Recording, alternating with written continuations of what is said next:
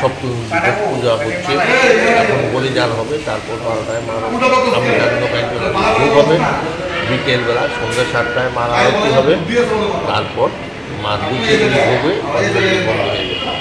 মূলত কি উদ্দেশ্য নিয়ে রাজারা এই পুজোটা করেছিলেন? এটা মহারাজ সুরত করেছিলেন। মহারাজ সুরত মেধস্মণির আদেশে বসন্তকালে দেবী দুর্গার আবাহন করেছিলেন। তখন থেকেই এই বাসন্তী দেবী নামে, বসন্তকালে যেহেতু পুজোটা সেজন্য বাসন্তী দুর্গা নামে পরিচিত। ভগবানের কাছে প্রার্থনা করবো যাতে সবাই নতুন বৎসর এসছে, সবাই যাতে ভালো থাকে, সুখে থাকে, শান্তিতে থাকে, সেটাই ভগবানের কাছে প্রার্থনা আমার।